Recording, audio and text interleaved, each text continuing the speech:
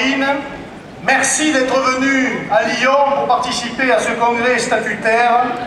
Merci au DPS qui nous garde dans cette enceinte et aussi quand même merci à tous nos jeunes du Front National de la Jeunesse qui seront demain les cadres de notre mouvement.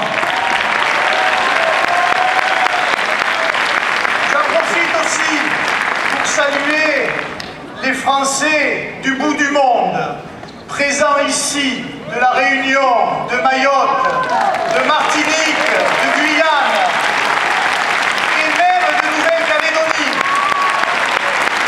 et qui nous rappellent que la France est un grand pays sur lequel, évidemment, nous devrons compter à l'avenir. Mais à Lyon, en Rhône-Alpes, je ne ferai pas l'économie d'avoir au moins deux pensées. La première pour un ami que beaucoup vous avez connu, qui est décédé trop tôt, notre ami Jacques Vassieux, conseiller régional de Rhône-Alpes. Et le deuxième, qui n'a pas été cité par mes prédécesseurs lyonnais, et qui pourtant a valeur de symbole pour notre famille politique aussi, et je veux parler du général Jean Valette d'Osia, qui a terminé général de corps d'armée à Lyon et qui a été le patron des résistants du plateau des Glières. On se souviendra de la visite en 97 avec Jean-Marie Le Pen sous une pluie battante et un froid glacial, de l'honneur qu'ils ont rendu devant le mémorial du plateau des Glières. Je crois qu'il est utile de la rappeler aujourd'hui, alors que beaucoup de nos adversaires nous font querelle sur ces faits historiques. Au moins c'est clair, pendant que l'un des dirigeants socialistes avait la Francisque à Vichy, les nôtres se battaient sur les plateaux pour défendre la guerre, pour défendre la France.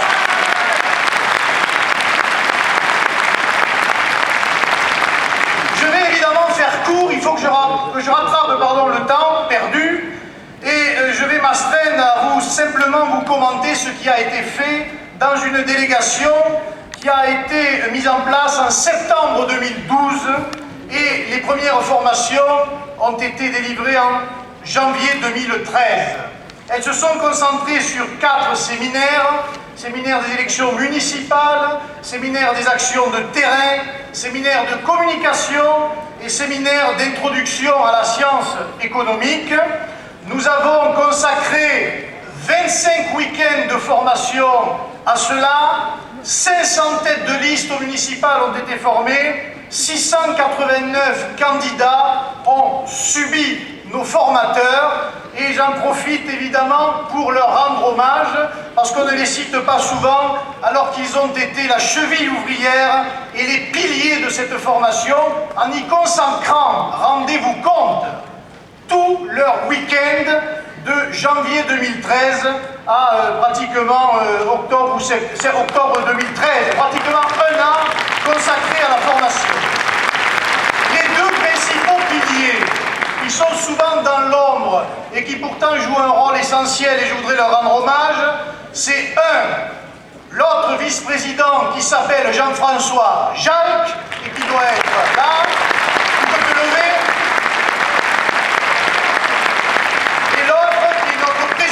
Au Conseil régional de Picardie, Michel Guignot. Je salue évidemment les autres participants à ces formations, Nicolas B, Nathalie Pigeot, Bruno Subtil, notre ami Martin, Thibaut de la Tocnay. En ce qui concerne les séminaires de communication, et ça prouve qu'ils ont bien réussi et qu'ils savaient de quoi ils parlaient, notre ami Julien Sanchez et David Racheline. En matière d'économie, qui est une matière très âpre, très dure, je salue évidemment le professeur, ancien professeur à HEC, et docteur en économie, Bruno Le Maire, qui n'a rien à voir avec l'autre. Ah ouais, tiens. Et enfin, évidemment, je salue les deux petites chevilles ouvrières qui ont réalisé un travail technique remarquable. Bruno Le Maire FM, L'une qui n'est pas là, mais on pense fortement à elle, c'est notre amie Isabelle Cochard, et évidemment Frédéric Courrier, qui ont assuré en quelque sorte l'intendance de ces formations. Nous vivons aujourd'hui dans une société de compromis issue de la Révolution française, avec des héritages très divers: monarchie, empire, république. La République où nous vivons fonctionne sur le principe de la démocratie représentative et de la souveraineté nationale, avec des emprunts à la souveraineté populaire par le biais du suffrage universel direct et du référendum.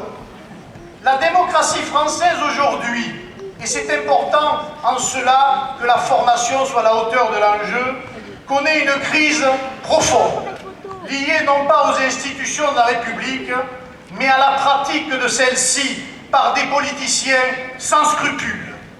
Une classe dirigeante, politique, économique, syndicale, religieuse et philosophique a confisqué le pouvoir pour profiter pleinement des privilèges républicains sur le dos du peuple français. La désaffection que connaissent les appareils politiques ou syndicaux découle de cette fracture qui existe désormais entre le peuple et ses représentants. Les débats politiques n'existent plus. La police de la pensée veille et dit ce qui est bon et ce qui ne l'est pas. La distance entre décideurs et citoyens est énorme. Les élus dépourvus de crédibilité. Les élections sont devenues des spectacles où le marketing règne à maître.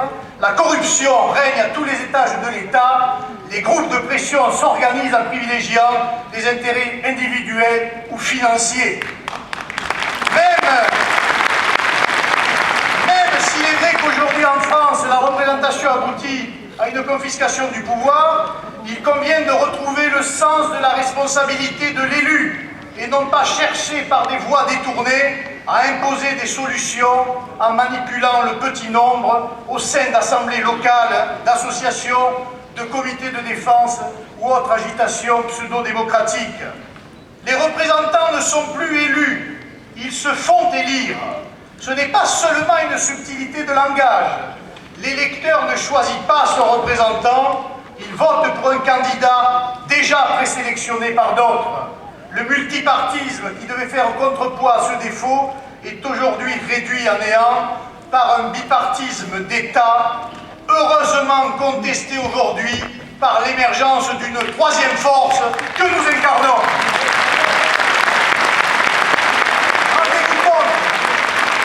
Un système électoral qui donne 2% à une formation politique à la présidentielle et lui octroie 20 députés à l'Assemblée nationale, alors qu'une formation politique qui obtient près de 20% à la présidentielle a réussi à faire élire 2 députés à l'Assemblée nationale. L'analyse socio-professionnelle des personnalités montre une grande homogénéité du recrutement du personnel politique, avec une forte présence des élites qui s'auto-reproduisent et s'auto-cooptent entre elles, une noblesse d'État. L'élection sert en fait de paravent à une aristocratie soi-disant républicaine. Le pouvoir technocratique est en soi déjà une grave atteinte à la démocratie, puisqu'elle contourne les représentants du peuple et détourne la haute administration de sa fonction du service de l'État. Il est inutile d'insister, je crois, sur le spectacle aujourd'hui de la classe politique à droite comme à gauche. Face à cela, certaines formations politiques et certains responsables de notre décadence tentent par le biais de la sémantique, M. Sarkozy, de la démagogie, M. Sarkozy et M. Hollande, dépourvus aujourd'hui de toute légitimité démocratique, tentent de nous faire croire qu'avec eux, demain, il fera encore meilleur. Le mécontentement du public à l'égard du gouvernement et des politiciens s'est intensifié depuis la première cohabitation de 1986. Les réformes échouent parce que le pouvoir demeure malgré tout entre les mains de politiciens qui usent par tous les moyens pour maintenir leurs privilèges. Dans notre République, dans leur République, les élus ne rêvent plus que d'une seule chose, se faire élire et surtout se faire réélire. Notre système, évidemment, actuel conduit à un gouvernement qui ne représente plus la majorité du peuple. Pour le contester, mesdames et messieurs, nous n'avons plus le choix. Vous connaissez la devise de Saint-Cyr de l'école militaire, « Ils s'instruisent pour vaincre ». Nous avons nous-mêmes notre devise, « Ils se forment pour vaincre ». Parce que je pense aujourd'hui, et sincèrement, que nous n'arriverons pas aux affaires si dans les 2 ans qui arrivent, nous ne mettons pas en place une véritable armée, avec toutes les composantes, évidemment, du Front National, et derrière sa présidente, son bureau exécutif, son bureau politique et l'ensemble des cadres du parti. Nous ne devons avoir qu'une seule idée en tête, prendre le pouvoir pour restituer la liberté au peuple souverain. Et surtout,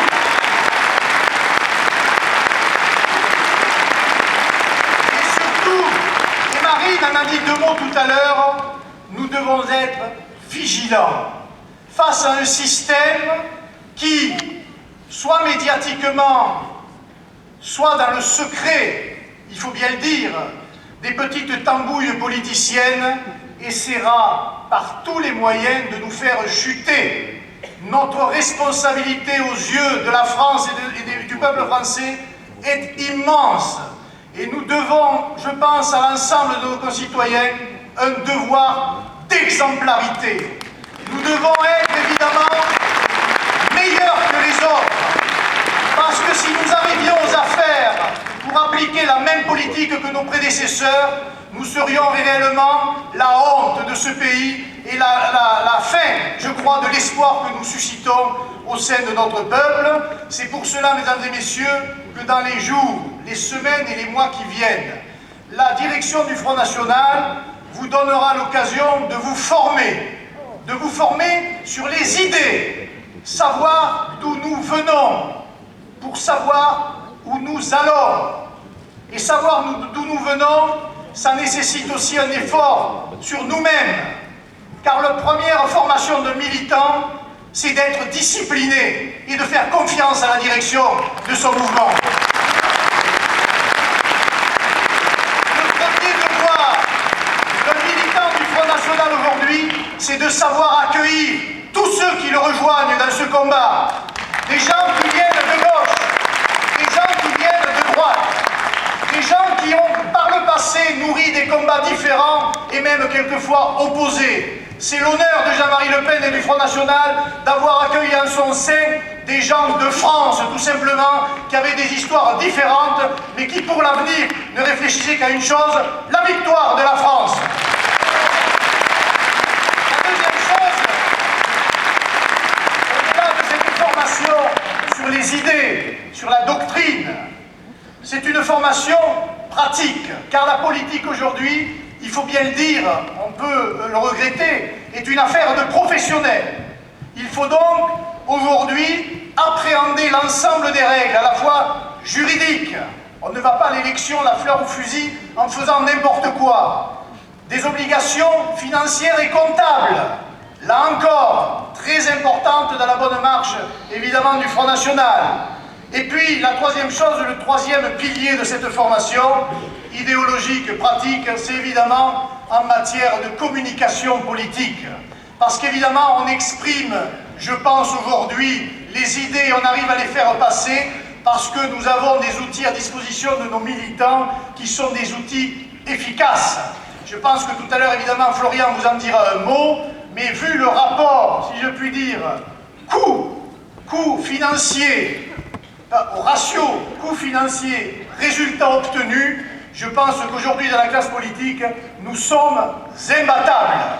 Et ça, je crois qu'il faut bien le saluer. Enfin, évidemment, je ne saurais conclure ces petites 10 minutes de présentation de la formation au Front National sans remercier 2 personnes. La première, vous venez de l'écouter, c'est évidemment Jean-Marie Le Pen pour tout ce qu'il a fait et tout ce qu'il fait au service de la cause. Je crois que les fonds sont des fondations solides, qu'elles perdurent et qu'elles perdureront longtemps. Et puis évidemment, quand même, rendre hommage à notre présidente Marine Le Pen, sans qui rien aujourd'hui ne serait possible. Merci.